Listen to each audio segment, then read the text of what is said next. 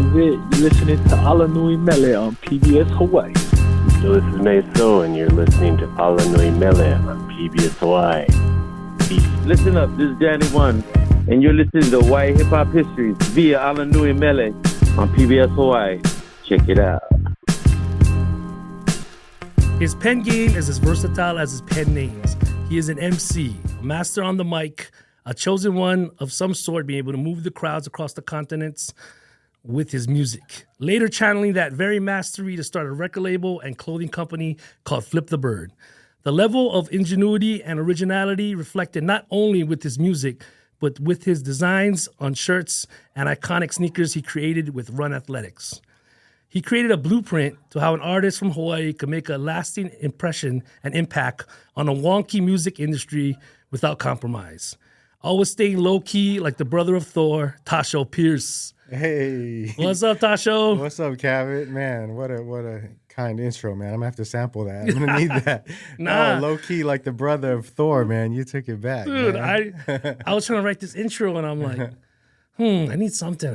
Tassho got a lot of lines. I'm like, and I kind of remember that one, because now that Marvel, the MCU is huge, right? Yeah.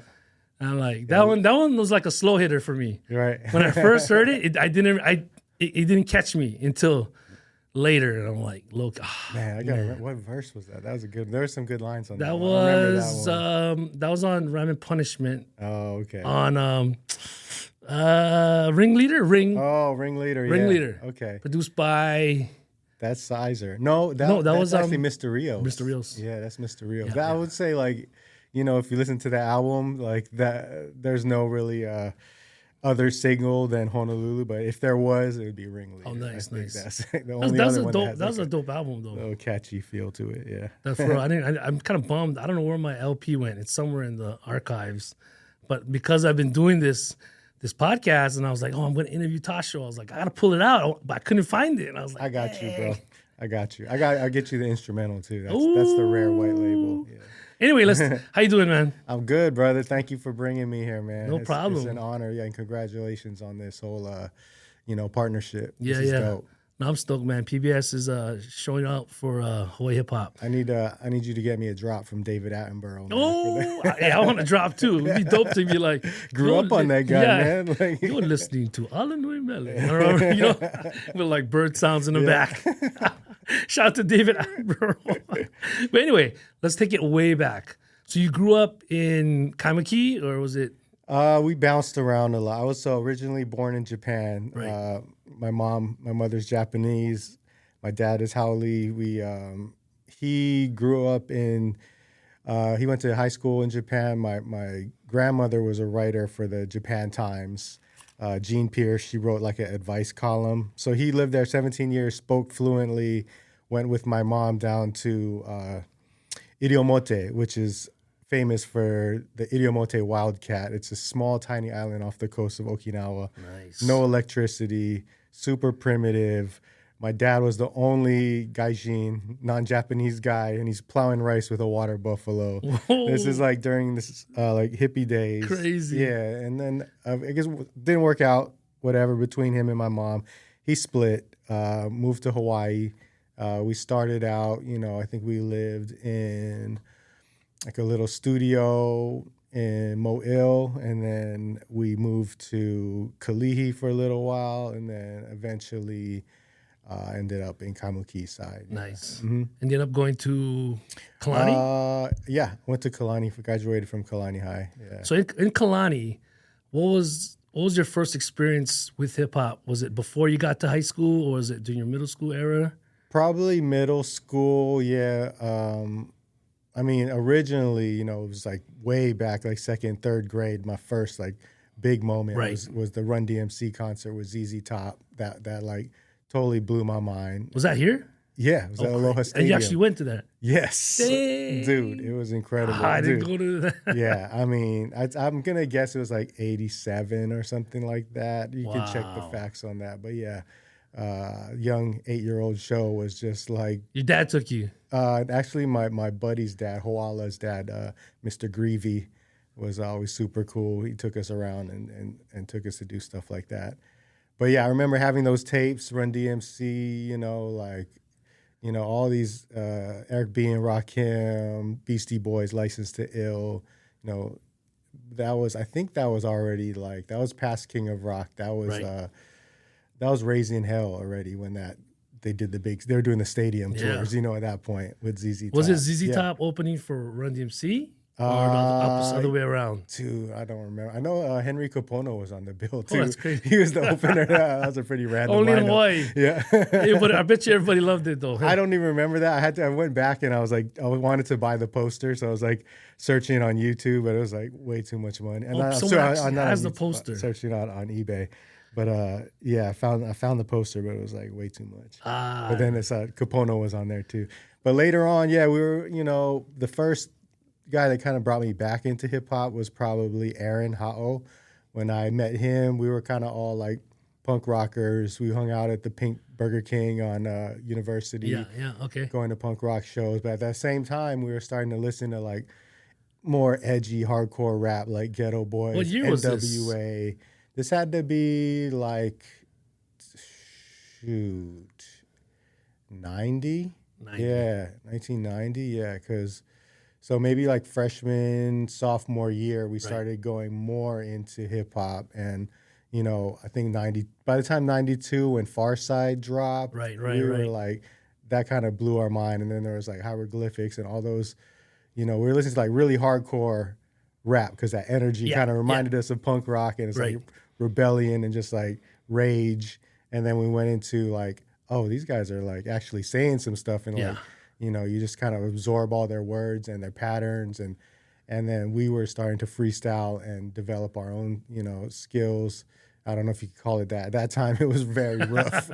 Like, just riding around. So in that punk rock scene, did you see like John Davis and those guys there too? Yeah, of course. Yeah, I mean, they were straight edge guys at a certain point, hardcore guys. You know, like Dave Suzuki, all the, you know, the legends of the, you know, the punk rock scene, like MUG, all those. We'd be at, you know, those shows checking it out, and like, yeah, it was unreal. Those good times. Like I don't know how we were able to do all those things. I think we had fake IDs, so we were able to sneak in and see some of these shows that we probably shouldn't have been. It was simpler times back in the late 80s, early 90s, being just a rug rat running around in town. I mean, at that time, I think I moved from Kapahulu. I used to live on Montserrat, right by Diamond Inn. I moved 90 to West Side. So like I literally probably missed you guys. So I had to catch the bus in from the west side, from like, I lived in Village Park, Waipahu. I was driving to town, but I grew up in the town. I was supposed to go to Kalani or Kaimaki, but I made it to Kamehameha. So like and then, which was kind of crazy, because in my head, I'm like, dude, if my parents didn't get divorced and if I stayed in town, I would have probably went to Kalani, because all my friends was at Kamki Middle School. I said, would I have been in the Hoomanakaz? You definitely would have been down, bro. We would have been crew. I was thinking, no, I really thought that way, because I'm like, dude, like literally, because I was all about skateboarding and hip hop and punk rock, everything, right? Yeah. So I did a random hypothetical, like, you know, alternate universe. Yeah. So I was like, would Kevin be the catalyst, and would he be part of the Hoomanakaz? Because I would have been there. We're like around the same age, so yeah. I mean, skateboarding, hip hop was all relative. It was like there really wasn't a hip hop scene. I mean, maybe there was, but we were not. We were too young to kind of like know about that. Right. Like, if you wanted to be in a scene, it was either like punk rock, or you're gonna be like a metalhead, or like you know, surfer or whatever. There's all these other cliques, but there wasn't really like a formed hip hop scene at that time. So Kalani was just like you, Ha'o, anybody else was like the actually early... Ha'o was Roosevelt. Okay. Yeah, and then me and Malala Fungi, we were at Kalani, and then Mr. Rios and Todd G, they were at Kaiser. Was this through proximity of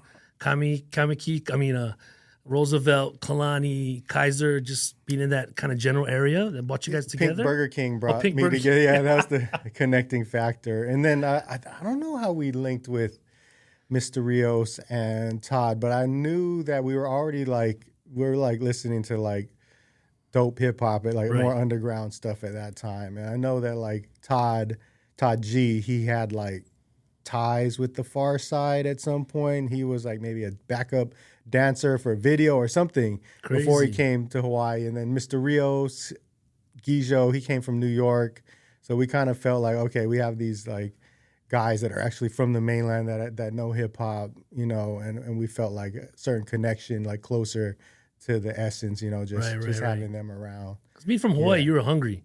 You wanted more, and we only Yeah. could get it on Yo TV Raps or whatever you see on TV or magazines. So Yeah, when you Yo got TV Raps was huge. That was something that kind of like leveled the playing field to where we were watching and listening to a lot of the same stuff that they were watching. and listening to, you know. And so when these guys from the mainland come through, you're like, oh, they were there. Mm-hmm. Like, let's pick their brains. Yeah. So that was way before Hoomanakaz. That was just you guys just Yeah, that was high school. Probably, you know, that was sophomore year with met Gijo. We're recording in his bedroom. He actually had a 4-track. So it was crazy back then, you know what I mean? That is. Yeah, so he was like, we're messing around recording over there. And then because of that opportunity to kind of like practice, we were able to like start doing little showcases and shows. And You remember your first show?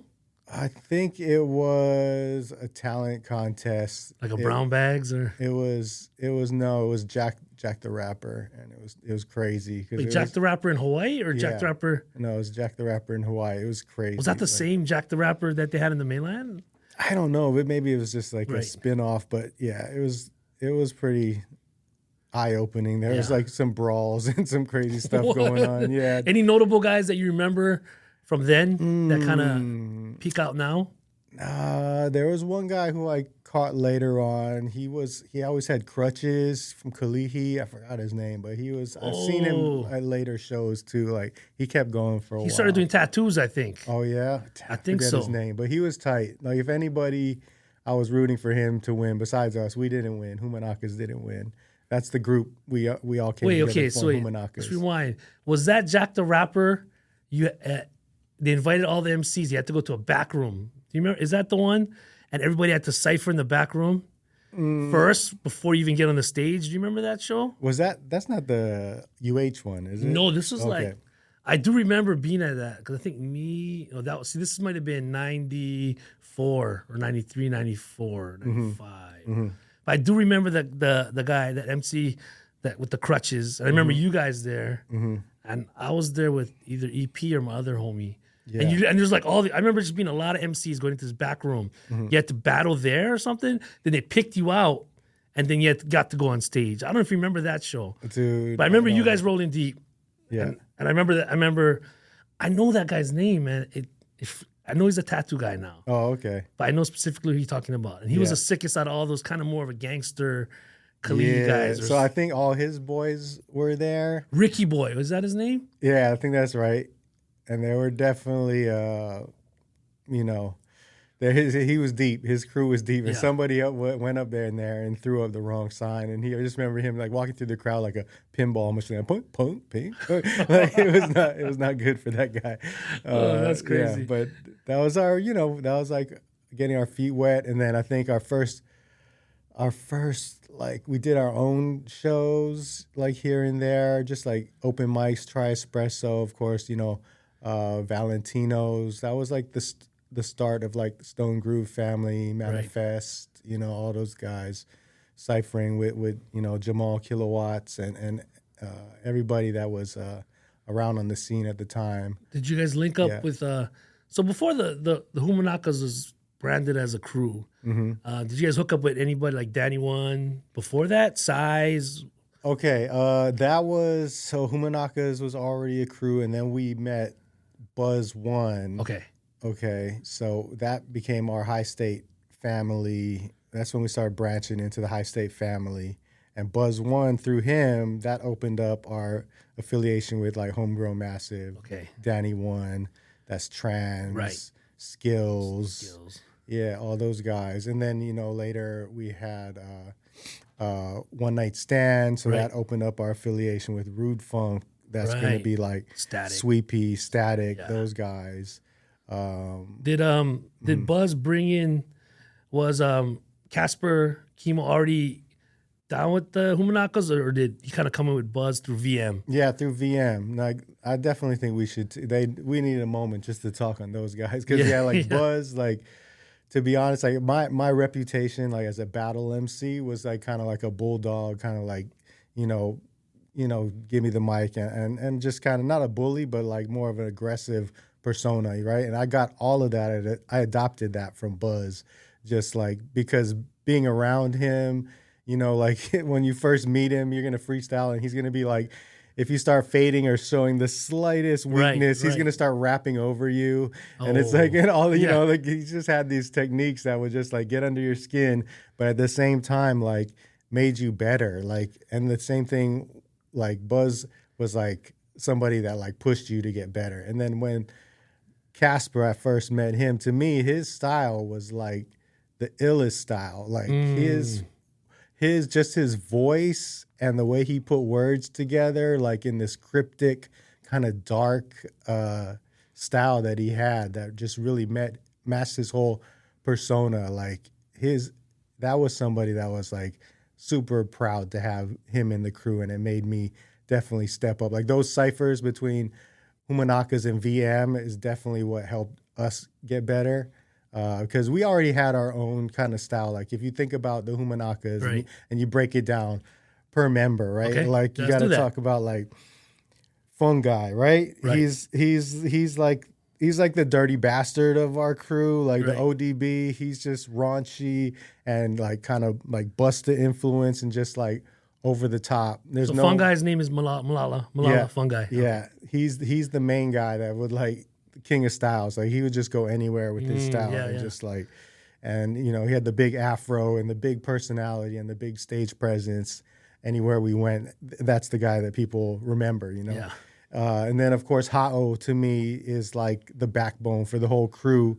He's like the most like balanced and like well-rounded artist. He got the voice, he has the subject matter. He's the only Hawaiian MC in the high state family, and he sprinkles some of that, but he's like a nice medium between like backpack and more like just like hardcore hip-hop. So, right. And then of course Taji, he reminds me of like the wordplay, the high vocabulary, but with like that soulful kind of like pasta noose, kind of big brother, like trying to give you some guidance. And like, when we were listening to hip hop back then, you actually like felt like you were learning something and getting guidance from some of these MCs. Definitely. Like, right. You listen to an album, you're like, oh, you pick up some gems, and it's like, you carry that with you your whole life, like it's like. Was Ha'o's name always Ha'o? Mm-hmm. Okay. Mm-hmm. And then Taji was Aaron Kawai, yeah. And then Taji was Kid Kalua when I first met him. Yeah, he was Kid Kalua before he was Taji. Yeah.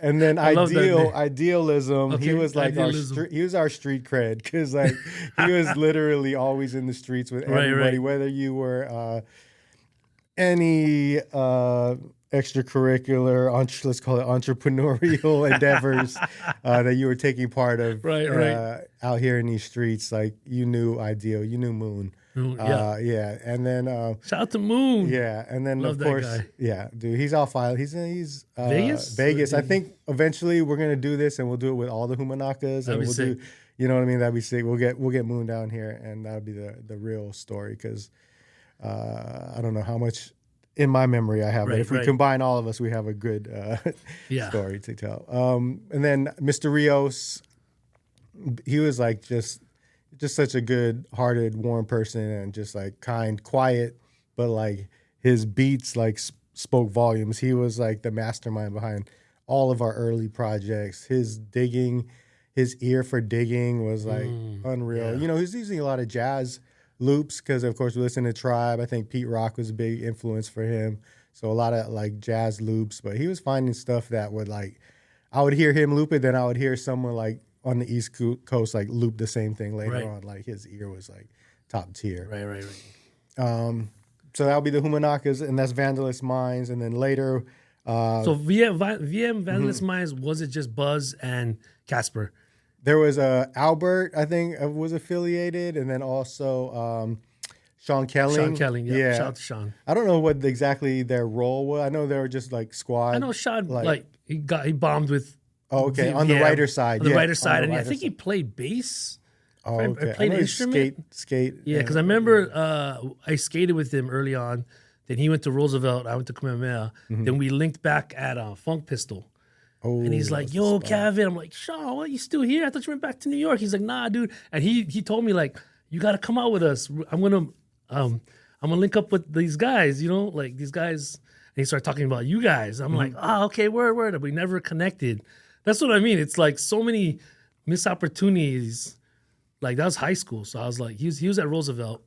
And he said, yeah, you got to come out to these ciphers, because he was getting up, meaning like tagging VM. He's like, my crew VM, And I was like, okay, cool. But I never ever went to one of those like just, meetings of the minds. And in my head, I'm like, dang, dude, that was like another opportunity. I could have like linked with the Nakas early, or just VM early. You know what I mean? Right.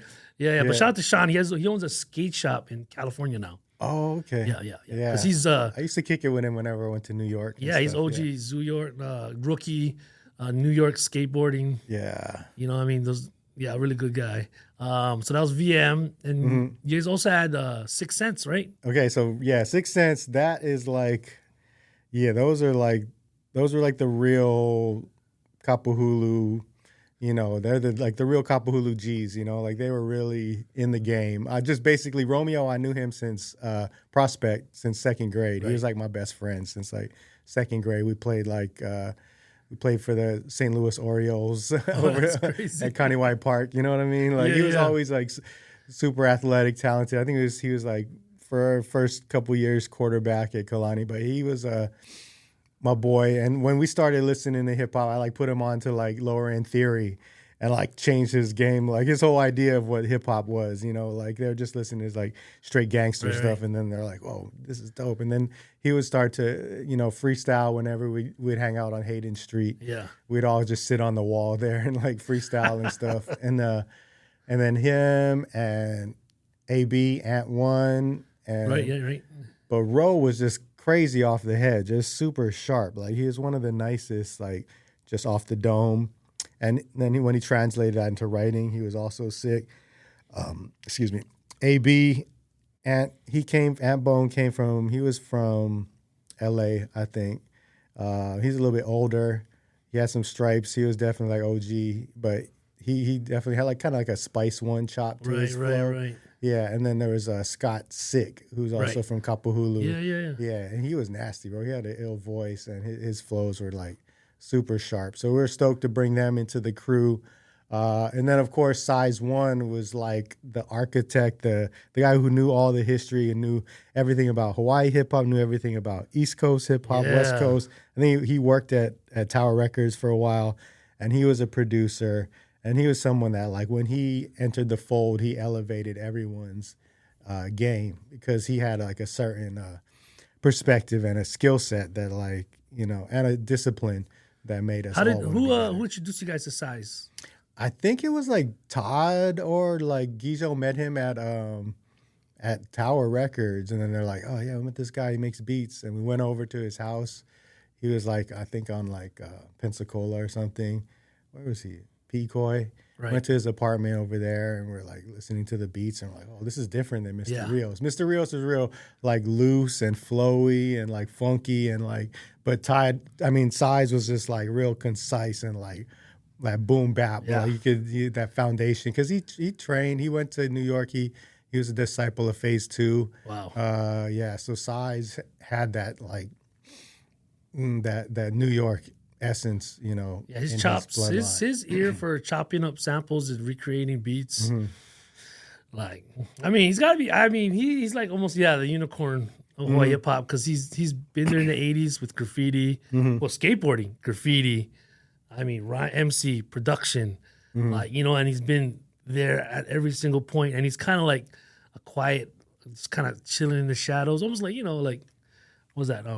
Like a ninja almost. Yeah. Just chilling. Definitely. But he's like, at any moment, he can come on and bam. Yeah. like right now, he's got beats, like folders of beats right now. We're actually in the talks. We're not in the talks. We're actually started recording the new Invisible Ink project. Just me and Size back together working on that. So sick. His beats are like phenomenal. They just keep elevating. So that's pretty much, I mean, that's like the Hoomanakaz High State. That's High State Fam, of course, with the affiliates of Rude Funk, Right. and then of course Fame came into VM. How did Fame He was enter was with Buzz and Casper. He became their main producer, and of course broke off later into Mo Illa Pillas. Yeah. I think Fame is like top 5 producer in Hawaii. I'm gonna go, Mr. Rios is up there, and of course Size is in there, but Fame is right there. I mean, just those 3 guys alone. I mean, there's like, Danny One got beats, but I mean, like, yeah, Fame. I think Fame is like on the mic and production. Yeah, he's like a Kanye for like, dude. He is, man. I see that guy like often now because his son goes to Kamehameha. And my son goes to Kamehameha. So we always bump into each other. Yeah. And it's like I train myself not to call him Fame. Jesse. Jesse, Fame. It's like, I can't help it, man. Yeah. And the funny part is when I see certain individuals like you or like Fame, I have lyrics in my head. Yeah. So, I hear like Jesse Fame on the top of the food chain. I hear that when I see him. Yeah. When I see you, like that lyric, the low key lyric came into my head. So it's kind of funny how no matter, although we're like, getting our grown dads on, adult, what did they say? Cosplay. Cosplaying as adults and fathers, that it never kind of leaves. Still got a zipper in the back of us and a little B-boy hops out. Yeah. What's up? I mean, and then of course we got, Jimmy Taco. When he came in, he became like our go-to engineer. Like, I think I met him through Danny. They had a studio in IAEA for a little while, but Danny One's studio was like the first, like, even though it was like we were recording in the bathroom, it was still like more of a real studio than we had ever been before. Like, Been a 4-track and a mic. yeah, you just can't record after lunch. You got to wait a few hours because it's gonna be a problem in that booth. Yeah, so Classic. So do you remember your first big show with the Hoomanakaz? Was it the Kulo Ranch one or was there a bigger one? okay, I mean that's big, but for us, any show was big. Where if we're like our first like actual, we're doing a rap show with an actual rap group that is like certified was, I think, Farside and Booyah Tribe. Okay, yeah. At Campus Center. Yeah, Campus Center. Right. Do you remember that show? I always tell this story. I was there. I seen you guys perform. I remember Farside going on and like all like the backpackers were all in the front doing Booyah Tribe. I don't know if you remember this. When Booyah Tribe came on, it was almost like a parting of the seas. Like the gangsters went forward. Yeah. All of us guys were like into the shadows. Like that Homer Simpson meme. Yeah. I don't know if I remember that because I was at front. And then when Booyah Tribe came on, I'm like, okay, I'm going to go step back a couple steps here because all the gangster fools were like going up to the front. And I was like, but it was dope because you had like you, Hoomanakaz, right? And then you had Farsad and Booyah Tribe. Both from the West Coast. It's like instead of the bush, like the backpackers were like fading into Mayor Rights. No, yeah, it was. But you know what? There was no violence. Yeah. And it was like almost, and there's two groups I actually listened to. Yeah. So it was dope to have like a local act that I look up to, like, yo, man, that's sick. People doing it like how I'm doing it. And then see Farside was just like crazy.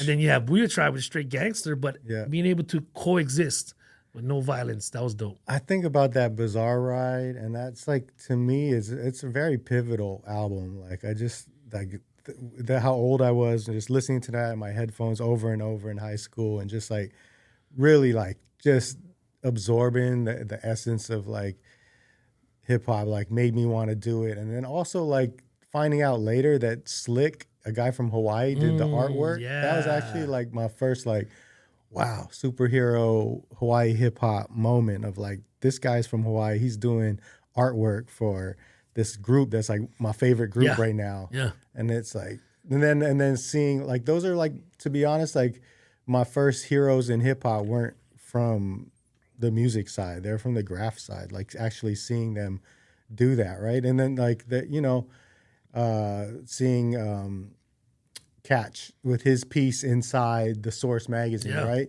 And then it is Source of rap pages, but then like finding out like that piece is like in the back of Kalani High School, finding out, dude, this is not from the Source. What? It's like these connections. They're like, it is crazy. It's closer than you think. You know, there's a, And it makes it more tangible when you're doing. If you're an MC or an artist, you're like, dude, Slick, he's from here, like. Yeah. He just did my favorite album's cover. Like, Yeah. I mean, when I found that out too, I was kind of blown away. Like, what, dude? Like, how does that even work? You know? Such a legend, man. Salute. Yeah, but I want to talk about when you guys did Cool Old Ranch though, because Okay. yeah, how was that? Like, how did that even happen? Was that Sick Dog. Sick Dog? Yeah, yeah. I think the first one we did, Kualoa, I don't know if it was I know we did Wu-Tang at, it was After Dark.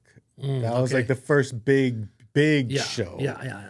And then I think I remember there was like a cypher outside too. There's DJs outside. There's I think Drama them were spinning outside, right? After dark. They had like a tent outside with a DJ and an open mic. I remember outside, and then the Wu-Tang was inside. Yeah, that's how it was always said. I remember there's lots of open mics out there outside of the club. But I think the first I'm thinking of the one we did with Black Eyed Peas and De La Soul. That was with Sick Dog. But the Big Melee, that was Golden Voice. Yeah. When Wu came out. Damn, dude, I don't even, did we open for that? I know we were there. I know we opened for Wu. They did 2 shows, right? I know they did After Dark and Big Melee, but man, it's so long ago. Wait, did you guys do the big? Did you guys rock Big Melee with Black Eyed Peas? No, we didn't do. No, we did another show. It wasn't Kualoa Ranch, but we did one. It was with maybe it was Kualoa. It was Black Eyed Peas and De La Soul. That was our first like. What was that? What was that one at? That was the Sick Dog one. That was a Sick Dog one. Yeah. Okay. Yeah, but Wu-Tang was crazy because that was like people were like, we threw our tapes out in the crowd and people were whipping the tapes back at us and like we're halfway through our set, it's like Wu-Tang, and we're like, man, yeah. You know, well, we went through our whole set. We got through it, and then I think another big show was like The Roots over there at After Dark. Yeah. I remember that because Malala hit the fire dance on stage. I know that we're not supposed to do that in a sold out room. Yeah. And then he dropped one of the knives on the stage. We're like, oh, and he picked it up. We recovered, but it was crazy, dude. He's like, flipping that. Yeah, was that planned or he's like, I'm doing it? No. I think he just did it. That was in typical Malala fashion. Yeah. You know, stole the show. Dance. Stole the show. Yeah, and then that was that era. That was the era. Those were the groups that we, opened up for. And then as my, career moved on, I opened up for different artists but always as the opening act, it's just. It was always a dope opportunity to like. So was there ever an official Hoomanakaz album? Yeah, we always the tape. The Hoomanakaz tape came out in '96. Okay. Yeah. Just that tape. Yeah, but we'd circulated. We took it out to the West Coast. You guys traveled. We took it out there, and people were feeling it. Yeah. Nice. Yeah. So then the Hoomanakaz, how did it kind of like just kind of dissipate? Do you remember? I think everybody was kind of on life, different pursuits, different not values, but different I don't know. People were just kind of like their goals shifted. Yeah. People wanted to do other things. So it was like we were all still homies, but I just was like 100% like after Freestyling Species, right? That was like our last, probably when we were still. So what? Explain to the people what Hoomanakaz. Freestyling Species. So that was when we were talking about High State Family. By the time Freestyling Species came out, Hoomanakaz was Malala and Moon and Mr. Rios, and it had kind of split off, and then I had become Invisible Ink. Okay. But Freestyling Species was like the crew album, the High State album. So if you guys, all of the, how I was describing all the MCs in High State, if you ever wanted to hear like what I'm talking about everybody's style, it's all on that CD, right? The Freestyling Species. So it had everybody on that. And then from there, actually, there's a song with me and Taji called Tropical Deluxe. Okay. And at that time, we were always, as a crew, High State Family, we would always migrate to Mr. Rios's house every Friday. And there was a station on Maui that you could pick that would broadcast the Wake Up Show. Right. So if you went to the east side, you could hear the Wake Up Show. And we listened to that religiously. As you know, that was like the proving ground for every MC, So we went there. And I think we had given it to Sway. I met Sway. He came to Hawaii. There was a barbecue somehow. Somebody knew him, met him. We had a barbecue. I gave him I think it was the Freestyling Species. They end up playing Tropical Deluxe on the Wake Up Show. And we're out at Gijo's listening to it, and we're bugging out. Did you guys know they were going to play it? Or? No, we just gave it to him, and then it came on, and they were like, okay, we got to give him some more stuff. And then from that point is when I started, I was working on Invisible Ink, and that's when we printed our first vinyl. So Invisible Ink was basically me, Gijo, and Aaron in the first Upper Hand EP. We sent that out to Wake Up Show. We actually sampled Carmelita's voice. If you listen to The Longest Mile, it's like Akira 8. That's from Carmelita from the Wake Up Show talking. And then then that came out. I think they played One Drop Ink off of there. And then we put out another EP. We went to LA. That's 98. Between 98 and 99, we released 2 EPs in that 1 year on vinyl. And then 99 was, we went out to actually South Central LA. Size was living up there. Size joined the group. So now we had 2 producers, 2 MCs. He produced all of that one, all of the Those are all just Walkman EPs, classics. or is there a full LP? Nope, they're just EPs, like 4 or 5 songs each. Is there any missing any songs that no one's ever heard? Or Probably. You know, I shelf a lot of music, man. Just I have these certain standards. And it's like, I mean, it's dope, but it's not dope enough type stuff. So there's like a lot of demos floating around. But. You guys are in South Central with Size. Yes, we're like Slauson and Crenshaw, like those areas. Yeah, but it's like Baldwin Hills, so it's like maybe 6 blocks walking from there. But yeah, so we were over there recording, and definitely like those songs ended up like being some of the best songs I think in my legacy, especially like if you look at Pure right now, if you search Invisible Ink Pure on YouTube, there's like the comment section goes crazy, like people like just loving it, not even knowing we're from Hawaii, anything about it. They think that we're all from New York when they listen to that song. But the comments are like, this is like inspiring. This is that true hip hop. This is that. And it's like, you know, these people don't know anything about it. So it's like unbiased. So it's like whenever I have like a day when I'm feeling grumpy or low, I just go in there and read the comments. Yeah. Like, okay. Hey, man, you got to self-affirm sometimes. Yeah, you know what I mean? But yeah, reflect. So that song just took on a life of its own. And then I think at that point, we opened up for Hieroglyphic Souls of Mischief at the Wave. And that was the crazy show where we wore like these painter suits. We thought it would look super cool, but it ended up looking just like a bunch of blue Teletubbies on stage. But I remember that show was so live. I don't know, like I just recently did a show with Souls of Mischief, and I feel like our music and their ethos is kind of like intertwined. Like it's the right crowd for our music, and every time we do shows with them, like the crowd is so receptive and so hype. Like, and I remember I actually stage dived. That was the first time I stage dived. Nice. It looked like a little blueberry floating around on the crowd, and then threw back on stage. But we were so hyped, like just to be like have our own music on wax. Right. You know? Yeah, no, that's a major, that's a major thing. You know, I really think that's kind of a lot of new artists, they don't actually. You got to believe first in your craft to put up that money to get it pressed. You know what I mean? And vinyl is hot right now. Like. Yeah. No doubt about it. Like vinyl sells. I don't care what people say. If you believe in your art, if you're an MC, producer, put it out in vinyl. That's like the proving ground to if you really can move and sell. I think besides maybe DJ Paco in this room are the only hip hop artists that actually release vinyl in Hawaii. I don't know that there's anybody else that has wax. I mean, only Todd G has wax. Todd G, too. Yeah. Rise Up. Oh yeah, that's Rise true. Up, That's Rise true. Up, That's a fact. Rise Up, Todd G. Shout out Direct Descendants. Yeah. Oh shoot. I mean, Paco. There's only a handful, man, who went that extra mile, to do that. Yeah. I mean, and there's It ain't final till it's vinyl. You know what I mean? Final till it's vinyl. Yeah. I'm a stern believer, and every time I got these young guys coming to me, asking me, I'm like, put on vinyl, and you only got to make 100 pieces. If you don't, 100 is nothing. Yeah. And it's pure profit. I always tell them, if it's about that money, you can make your money quick and fast. And you're foreverly embedded in the annals of hip hop. For real. But anyway, so back to that. So you're doing the Invisible Ink. Yeah. And then when did that kind of not slow down? When did the shift or the movement from that to becoming Immerse Tassho Pearce? Okay. I don't know. We had like with Invisible Ink, that was a tremendous run from like 98 to 99 to 2000. We were able to like, that was the same time in that window I appeared on the Wake Up Show 2 times. Right. You know, we did numerous trips to the West Coast.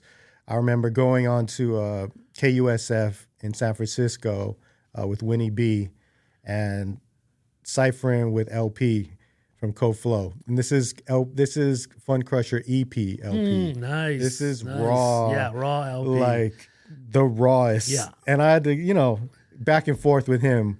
Yeah. It was like, you know, super intimidating, but it's like, you know, we had to step up and rep for the city. That was like probably one of the most important ciphers, you know, because it's also outside of Hawaii, getting out to the mainland and getting on the radio. It's not just like in the club, like it's actually everyone's hearing it. And then the next probably most important was, this is all during Invisible Ink, was going to the Wake Up Show and freestyling with Pharaoh Monch. Yeah. And we were at a table just like this. It was me, Pharaoh, Declaim, this kid Spontaneous, and I was going around. And the funniest thing I remember is like when we're all rapping, we're like, Pharaoh's probably like, who are these crumbs? You know what I mean? Right. Like Yeah, he's like God level MC. Organized and like, confusion. who are these guys? Anyways, we're like rapping. I remember him distinctly while we're rapping. He had his like Rap Pages magazine. He's like flipping through the magazine while we're all doing our parts, right? Wow. And we were like, yeah. But I mean, that made me even more like, it kind of like lit a fire under me. And then my verse from that freestyle ended up being on like the best of Wake Up Show freestyles. Right. So it's like, that was super gratifying, you know, just to know that like, okay, we with these guys that are like my idols, like some of the top tier lyricists and able to like, not like, I'm not saying like I'm as dope, but I'm hanging with them, you know what I mean? Like I'm in the conversation. That's all you really want coming from Hawaii is respect, right? And be able to people to say like, yeah, that guy can hang. Yeah, you know, we know we can. Yeah, you know what I mean? But just to get that nod, especially from Sway, Pharaoh, LP, you know what I mean? You don't want anybody calling you whack. No, you get kicked off. That's the Wake Up Show, bro. You can't be whack. Yeah. You whack, you getting called out. So it's just you going to these shows solo or Size with you? Yeah, Size was with me. This is Invisible Ink. My man Hakeem was with me, who was our like liaisons when we were recording in LA. He became my manager later on, even with the Immerse stuff. So I think after Invisible Ink, reconcile back with the Hoomanakaz. Like the whole time, those are my boys. You know, I love those guys even to this day. Like Malala, Aaron, Gijo, those are like my brothers. So we're like, okay, you know what? Bygones be bygones. Let's get it back together. So we record a whole nother album. Oh, crazy. I put Invisible Ink on the show. We have all this momentum with Invisible Ink. Like, we could have like kept going. Like people thought Invisible Ink was going to be the next thing because like we were doing stuff no one had ever done. Right. Like, getting it like on these radio shows and having vinyls. But okay, let's go back. Let's do some more Hoomanakaz stuff. We recorded like a whole album. Same kind of thing happens. I don't know. I don't want to say exactly what the differences were, but it's just mainly like I guess like some people were not ready to go and just put 100% behind the music and the effort that it takes. They were sidetracked with other pursuits and hustles and things like that were like, because you were coming from being deep in the sticks. Deep, you're at the Wake Up Show. You're rhyming. You're recording in LA. You're removed from Hawaii. Yeah, that Hawaii hang back, hang loose. Mentality. You're like in LA. Recording, going to hustling the vinyl at the Wake Up Show, spitting, rhyming, writing. Come back to Hawaii. Let's do this, guys. So already you could see like you're there. Let's do this, guys. Hoomanakaz, and then being from Hawaii, we know that a lot of times that's the downfall of a lot of Hawaii artists. At the end of the day, I think the project is dope, and I think that it will come out. It was just not like, it wasn't, it's just I don't know if somebody got locked up. I know there was like, definitely a huge hurdle that we couldn't get around. And there was like, I didn't want to wait for it to like resolve itself and then for us to move on from there. Like, so it became another thing where it was like kind of like just a demo that got put on the side. Like, right. that got, like albums get shelved all the time from Yeah. major labels, but that's kind of what happened. And I still feel like it wasn't really necessarily my call. It was just like, if I wasn't going to put it out, nobody was going to put it out. Right. And I was like, because you had the means, you created the pipeline, the connections, created the relationships. So you're like, okay, yeah, if we're going to do this, it'll be me. But if I'm not gaining 100, then it's like, Yeah, I mean, that's definitely probably maybe one of the, a regret that I had, like that we weren't able to bring that to fruition. But I think it's still possible. And then I guess at that point, I still felt I had some momentum. So now we're going into 2002, 2003, 20 years ago. crazy. I start working on my own thing. Okay, I'm just going to do it. I'm going to do it myself. I start Immerse, crime spelled backwards. Right. I create the logo for Flip the Bird. It's the upside down bird with the X's in the eyes. Nice. So is the crime spelled backwards because like you're basically flipping what's happening, the negativity? Yeah, we had certain things. Yeah, we were all like, doing a lot of things that were like probably detrimental to our, our future. Right. Basically, we were not going down the right path. So I wanted to flip that and turn that into immerse myself in music and hip hop. That's dope. Whereas all the homies weren't ready to do that. Everybody was still pursuing their other hustles and stuff. Right. And not to say that I was completely done with it, but I had definitely prioritized the music over everything. And then we made some T-shirts to promote the album release.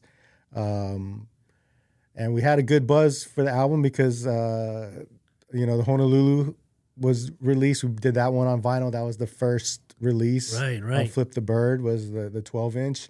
And, through the Wake Up Show, I was able to connect with Rhett Maddock, who produced shout out to Rhett. Yeah, Rhett Maddock. He's like, to me, he's like the Questlove of the West Coast. Yeah, He's like the encyclopedia of hip hop knowledge. But anyway, he produced the title track, Rhyme and Punishment. That was on the 12-inch. And yeah, Honolulu took off.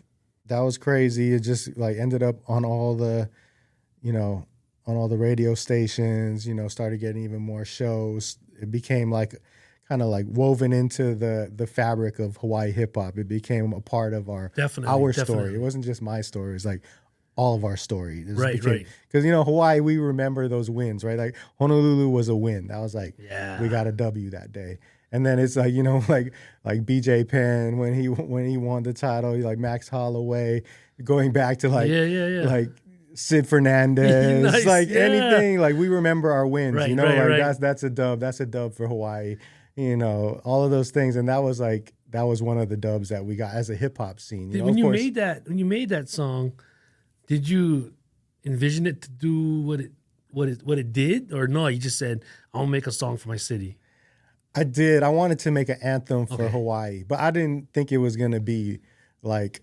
I didn't know it was gonna be embraced like by everyone, but that was like I wanted to make a record that wasn't just all battle raps. That was just because that's like one of my favorite albums of all times is like No Need for Alarm Dell, and he's just like chopping off rappers' heads like every song. If you listen to Rhyme and Punishment, there's a lot of that on there, but it's also like I wanted to have some concepts and show my versatility On that as album, a is writer. it all Gijo and Size? Yes, and Rhett Maddock. And Rhett Maddock. Rhett Maddock did that one track. So the relationship with Rhett, you met him through the Wake Up Show, or was it through Visionaries coming to Hawaii? It's probably when they came to Hawaii. Yeah, I know we. I don't know if this was before. We toured with them. We did it like 3 dates with the Visionaries. Nice. And I don't know if you know, it's at a certain point up above re-released Honolulu, Right? The 12-inch, and we did a remix with Babu on the B side. Right. And then that. Shout out to Doug. Yeah, right? Doug Kato, they got behind it. But to not to sidetrack too much, I want to go back to, so we printed up the T-shirts for the album release party. Okay, hold on real quick. So you made these shirts, Yeah, trying to promote the album and promote the record label. Yeah. The Flip the Bird, this imprint that you created. Yeah. Flip the Bird. You're like, yo, I need shirts. Represent. That's Yeah. pretty much what it we started had as. we had seen a glimpse of what it's like to see that you could do it yourself through brands like Shaolin, Right. Shout Manifest and Slick. They laced us with gear. And even before that, if you look at the Walkman Classic CD cover, the inlet, it has a photo of us and we're all rocking Circo. Yeah. And that's the first streetwear brand that I remember from Right. Hawaii. That's Keone Payton. Yeah. Shout out to Keone. Yeah, I mean that was a huge inspiration. Actually, that's Casper's cousin too. So Right. we had history too. We knew him, and that's how we ended up getting laced by his first brand. And then so we saw like, okay, this is possible. So then I made the shirts. All of a sudden, it started taking off. I realized, okay, we can start selling these shirts. I can use this as like a viable source of income and a way to like express my creativity through designs. Yeah. Luckily, Manifest plugged me into JT, John Thomas. I was going to get into that. Yeah, so he was the man behind Flameboy, World Industries. So big, huge designer. He's got crazy stories of like working for this huge corporation, skate brand. And then he separated from them and moved to Hawaii, wanted to raise his family here like so many of us do, and connected with him. And we were able to like build this rapport, like this chemistry between us where I could like just feed him any idea and he would be able to make it. I imagine it's the same thing between you and Spell. I know like they have their own ideas too, but the strength of the brand comes from when you guys are able to combine the ideas and the talents of the graphic designer. So with that behind me, I was pretty much unstoppable. I felt, okay, we got some dope designs. Yeah. I think we were inspired by Cause, Original, Fake, Bape. Okay. I really love those brands, but I could never afford any of those shirts. Yeah, same. So I was like, I'm going to just make my own shirts that kind of look like that match the same shirts. Right. Match the same shoes. I would take it over to Kicks Hawaii, took it to Lalo. That's when Kicks Hawaii and Lalo were together upstairs. Right. Met Ian for the first time, and he was the guy who like put me on game. He was like, you can't be selling these shirts with the Hanes tag on it. Right. You got to get your own tags. Sent me to Dana Labels, made my own tags, put them on the shirt, started selling there, started selling information, Sarah's Surf.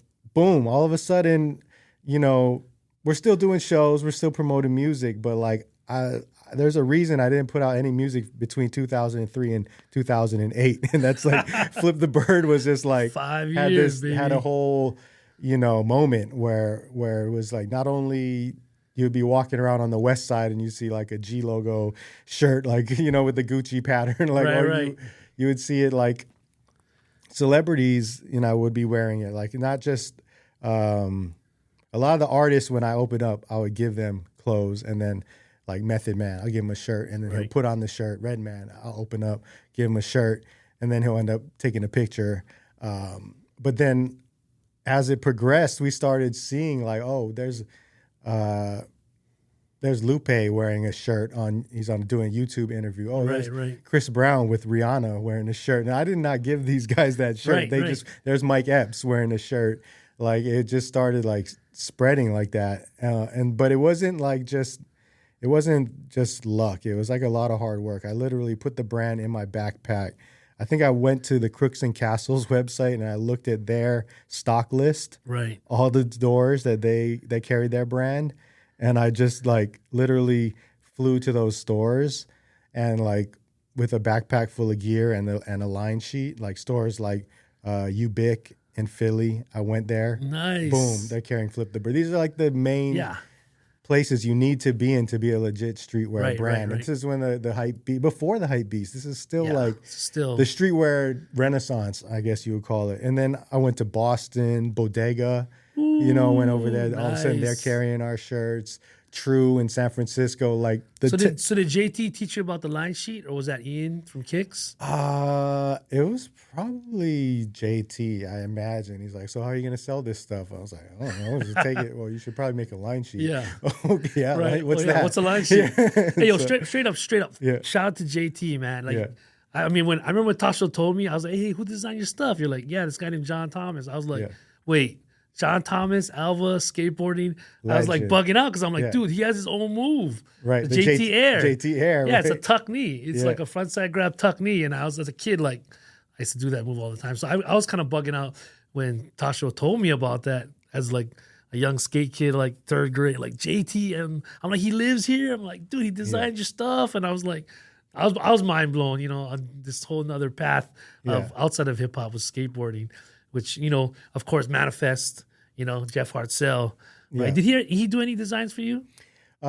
We did a collaboration. We did that State is High. That's right. Yeah, I love and then that he shirt. actually he did another one with Aaron, which is the logo for Invisible Ink with the it was our Upper Hand logo, which Okay. was the two Spy vs. Spy guys, one with the mic. Yeah. Well, Well, that was that's one a of our hard sell. Yeah, I designs can too. see that. Like, and then he actually was the first guy I came to with the Flip the Bird, and that ended up being a collaboration. It didn't end up being the main logo. Right.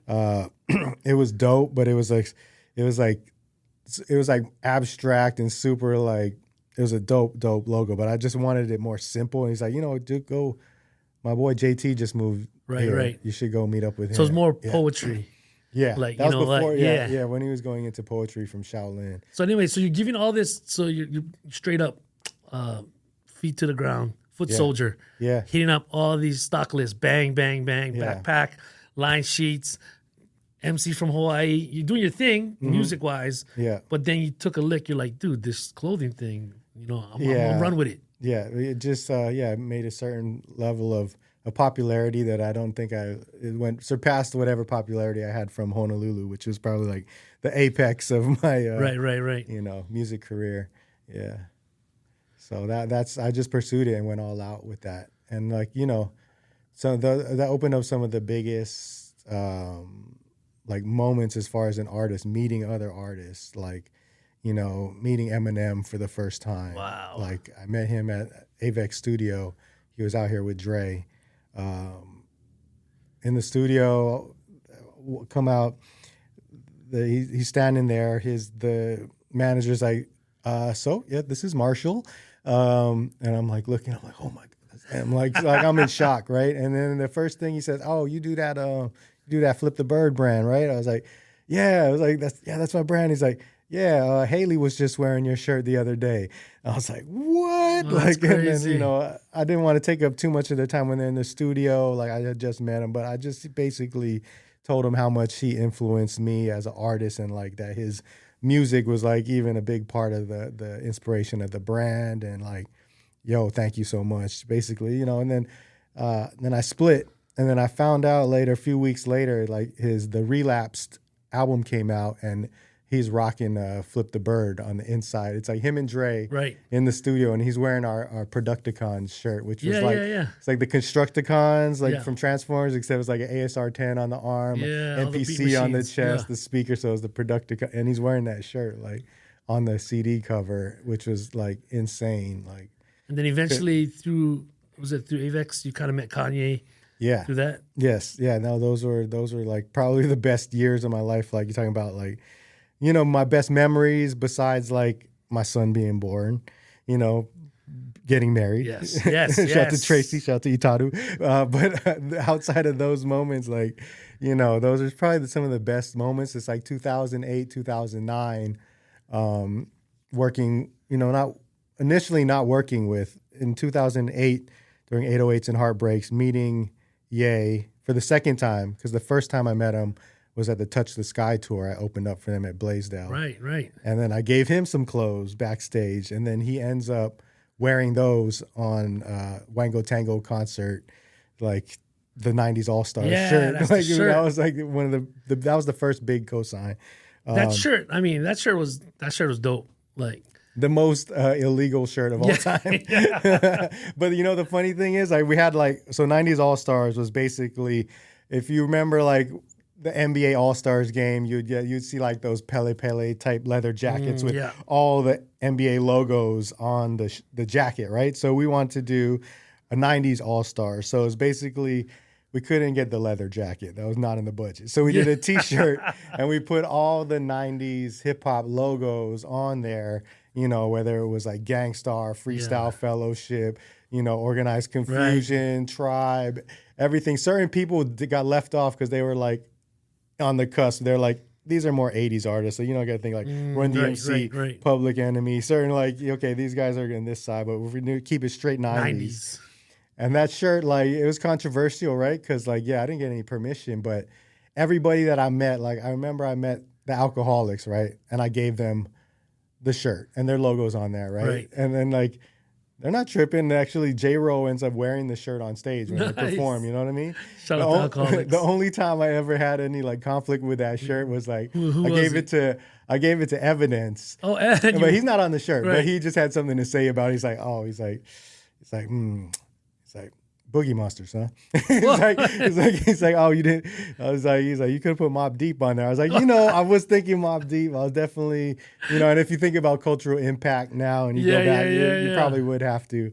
But yeah, that's a lot of logos though. Yeah, I love the Boogie Monsters first album. I just posted a Boogie Monsters YouTube on top of Facebook.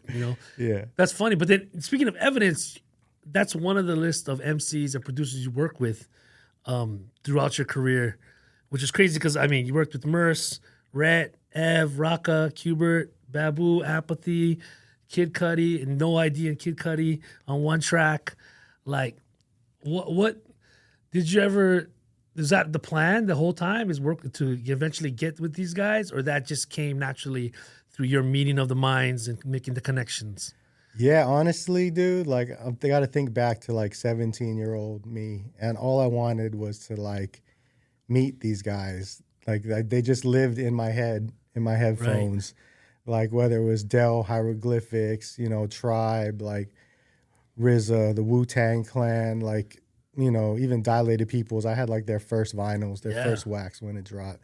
Like, all of these guys, like, I wanted to meet them and, like, I wanted to hang out with them and just, like, I wish these were my friends. I wish I could, like, I was cool with them. And it wasn't ever like, oh, I want to be super famous or I want to get rich off this music. It's just like, man, I wish I could make music that's dope. And I wish that I could, like, hang out with some of these guys, like, that I could be dope enough to where, like, I could kick it with these guys. And, like, honestly, that's, like, the greatest, like, accomplishment that I've been able to do. Like, as far as, like, at the end of the day, when it's all said and done, like, if you win a Grammy or you got 1 million followers or all these awards, and you're not going to be thinking about that. You'll be thinking about, like, the people you met, the relationships you had, the journey, the experiences, and, like, all of those experiences are, like, something that I, like, holds, in my heart, like, super valuable to me, like, the lessons and just, like, spending time with those people that, like, I have so much respect for, that, like, open the doors for so many people to, like, experience, like, the blessings of hip hop, right? Because, like, hip hop just makes you feel good. It makes you feel young. It gives you, like, all this inspiration that you can take with you. And, like, so those moments with those guys is, like, probably, like, my greatest achievement, just being able to kick it with those guys and actually, creatively build and make music. Like, I remember, like, being in the studio during Dark Twisted Fantasy, and, like, for the first, long section of time, I would just be on the couch on the outside, not allowed in the main room. But over time, like, I had gained access and been welcomed into the creative process, and like, being in the room and seeing, like, Q-Tips over here, the RZA over here, Pete Rock, and, like, even being able to, like, every once in a while, like, throw out a line and then seeing Kanye's eyes, like, brighten. Like, 9 times out of 10, first of all, you gotta imagine how, like, gut-wrenching it is to even try to, like, suggest that an artist of this caliber would say something, an idea that you have to pitch it to them. Like, why would I? And then, like, 9 times out of 10, he would say, I would never say that. Like, he would literally say, your idea would get shut down. But you cannot just, like, cower and be like, you got to step up. You're in the room for a reason. So, everyone, once in a while, maybe a few lines on the Dark Twisted Fantasy, I threw a line out there. I seen his eyes twinkle. He'll run in the booth, and he, like, said the exact same lines. You know, I'm not going to say what it is, but like there's studio rules. You're not supposed to talk about anything that happened. But I'm my mama. Like that's like real stuff that happened, and it's like those are like super like gratifying, and just like the experience of being around those guys. I'm forever grateful to Kanye. Well, say whatever you will about him. I will never have anything bad about, because he opened the doors. He didn't have to do that. He let me be in there. I would be there from 2 p.m. till like 6 a.m. the next day. You know, by the end of Dark Twisted Fantasy, I would be like going and like playing ball with them at the YMCA, and then like going to the studio. Like I was like literally, those guys are like family to me. Like I spent more time with them than I've spent with some of my closest friends. Because you think about like 6 months every day from like 2 p.m. till 6 a.m. in the morning. Sheesh. Yeah. And then before that was, 808s, it was like 6 weeks. But yeah, those guys, forever grateful. And even, Dilated, Qbert, all these guys that are like legends to me and my heroes, like that just means so much to like actually steal a moment of their time and have them like focus on my project, this album, this song, and create something like, that will last forever, hopefully. That's huge, man. You ever thought maybe, you ever had that inkling, maybe that thought that you were ahead of your time with the music, with the marketing strategies? Maybe at the time you're not thinking about marketing strategies or line sheets or clothing, like, but now that you can be older now and reflect back, you're like, dude, I did something. Yeah. You ever think like that? You do, but then, you have that idea of like, you don't always want to be. I mean, I feel like definitely those are some of my best moments so far, but I feel like, there's always going to be better moments coming, like life is like that, that was just for that moment in time, like definitely something I hold precious, those experiences. But I don't know if I was ahead of my time. I don't know if I like would be more successful now if I had all the knowledge to do it. I think it was just the right time to do all of those things. Without the clothing brand, I wouldn't have been able to go in there and meet M and meet Kanye. That's kind of like how I got my way in the studio. I got this brand. Let me hit you off with some clothes, da-da-da-da-da. And that, that was the right time and the right place. Because otherwise, if maybe they're not in Hawaii, at the same time I have a clothing brand, if it's later, it's like all the timing, all the thing has to be perfect. That's why I feel like almost like the luckiest person in the world when it comes to like those moments, just like meeting those people. Like I may not have like, I know I have a platinum plaque, I don't have a Grammy, but I don't know, like super famous, but I almost feel like if I was, I don't know if I'd be the same person. I don't know if I would still value the same things. I don't know if I would still like have this close connection with my family and my friends. I think maybe I would be a different person, and not like, right. Not to say that makes you a bad person, that kind of success, but it definitely makes you focus on other things. True. Yeah, I mean, you know how we are. We like, it's all about family. That's why I moved back home with my wife and Itaru. I want to raise him here. Definitely, so. It's that Hawaii. Yeah. Real quick, we're gonna rewind really quick. Yeah. I want to talk about really quick Run Athletics and the shoes. Okay. Because I just need to know, like, give us a breakdown on that, how that happened. Okay. What era was it? What date? Well, I mean, not date, but what year? Okay, that was 1998. I had met, this is through Hakeem again, who was my manager at the time. Met Rashid Young, who was the president of, I think Run was the president, right? So it's Russell Simmons' brand. Right. He had Run Athletics, which was, Run's footwear line. Rashid connects me, we meet them in Hawaii. They love the Flip the Bird brand. They said, okay, we're going to make a sneaker together. We're like, word? Wow. Like, just like that. Like basically, they love the brand. They were like, this is like the streetwear renaissance. Everyone's doing collaborations. I might have shown them a picture of like Kanye wearing it or something. I showed them a picture of Redman. They're Def Jam, basically. Right. And then before they leave, they say, you should meet Russell, come to the Halekulani. I go there for breakfast, and they're sitting there nervously, meet Russell Simmons. I told him, like, you're such a, important figure, like, listen to all the Def Jam albums and yo, I've told this story before. I basically said, is there any advice you can give me as, like, starting a streetwear brand? He's like, you doing a sneaker with us, right? I was like, yeah. He's like, I think you're doing pretty good. I was just like, enjoy where you're at right now. Like basically Nice. Yeah. taking that moment, like we're talking about like those, the journey, right? All those, you got to take in those moments when you have those wins. You got to like actually appreciate it, not just always be going for the next goal, right? Yeah. Like that. So he basically, that gem is like something that I still try to like communicate to this day. But so boom, make 4 designs, work with JT, crank them out. And then all of a sudden, like, yo, we got to make, we want to do some T-shirts to help promote the shoe. So boom, we're doing the official collaboration with Redman.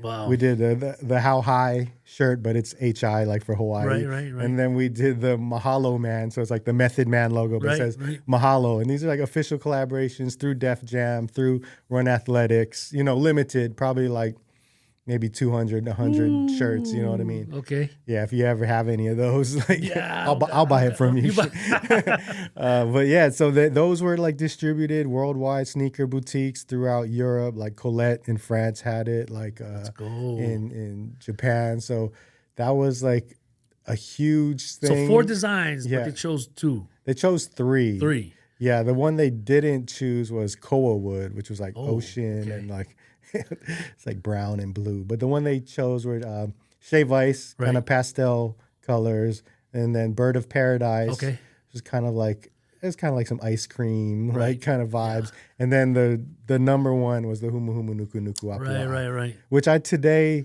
still think maybe we should have the Guinness for the longest name for a shoe. Maybe it's like it's not the longest name for a fish. I thought that was genius. When I seen it, I was like, dude, this is freaking genius.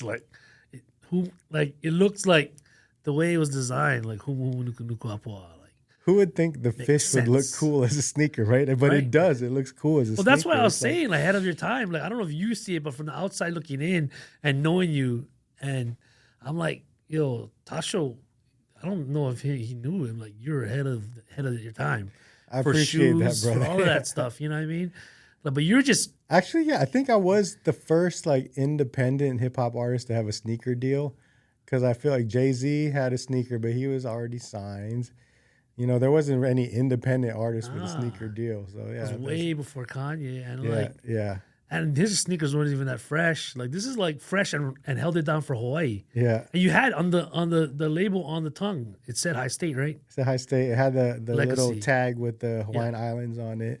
Crazy part about that is like I was a little shorty, 2nd, 3rd grade, like holding up my sneaker like to run. Like when he said, put your Adidas up in the air, I was putting my shoe up. I didn't have the Adidas. It was some other shoe, but whatever. Held it up, and then like later on, I got to do the sneaker with Ryan. So that was full circle. Yeah. And how many sneakers were made? So I think they did 500 pairs of each one. Do you have a pair of each one? I do, yeah. Okay, for sure. And I even have the prototype of the koa wood one. You better, I think it's just a left foot. It's like you got to send me that picture. I want to post it on Light Sleeper. Yeah, I was gonna bring all that stuff. I thought it was gonna be corny, but I was gonna bring it and be like, I'm gonna do a reverse Nardwuar and like bring my own stuff. That's funny. Reverse Nardwuar. Shout out to Nardwuar. But shoot, man, let's wrap this up real quick. Since you pretty much run the gambit from clothing, you met icons, you open mic freestyles, you've been to the mainland, recorded in big studios, small studios. I mean, you've kind of done it all as a Hawaii artist. You know what I mean? Like, what is your advice? What can you give to the next generation of Hawaii artists, that's trying to come up in this day and time? All the stuff that you know from the past till now, and you continue to learn. Like, what can you give? What advice can you give to the next generation? The main thing that I like, drove me is like just appreciating the actual process, the craft, like be dope, make something dope and take pride that it's dope. Don't like count on like other people, like, to feel gratified.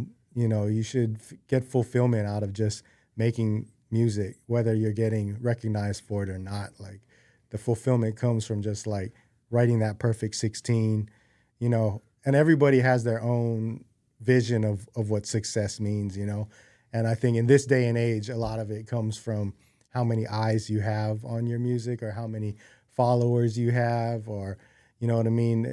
If you're verified and this, that. But like at the end of the day, it's like, love what you do and do it, like put your all into it, and then like believe in that you can do it. Because a lot of time you're going to be the only one. There's going to be times when nobody else is going to believe it. But if you know that, like, dude, I just wrote this 16 that was like flawless, airtight. Like, I'll put this 16 up against anybody's 16. Then you can carry that confidence. And then sometimes, you know, you won't get any kind of like acceptance. People will not like necessarily like give you your flowers. But if you have a few certain people that you meet along the way, and they are like, you know, your stuff is dope, that can help you carry on for like 5-10 years after that. Like, you know, forget what this guy said. You know, forget what all of these people said. This one guy who I really respect said I'm dope. So I can like, you know, that's like a badge of honor that you carry with you. So it's like, it's all about the craft at the end of the day. It's about skill, attention to detail, putting in the hours, and making something that's dope. And if you do that, you're also going to be making something that's timeless. Yeah. Solid. And that's it. Tassho, Pearce, thanks for coming through. Thank you, Cav. ALANUI MELE with Cav at the Catalyst on PBS Hawaii. Love. Peace. Mahalo for listening to ALANUI MELE on PBS Hawaii.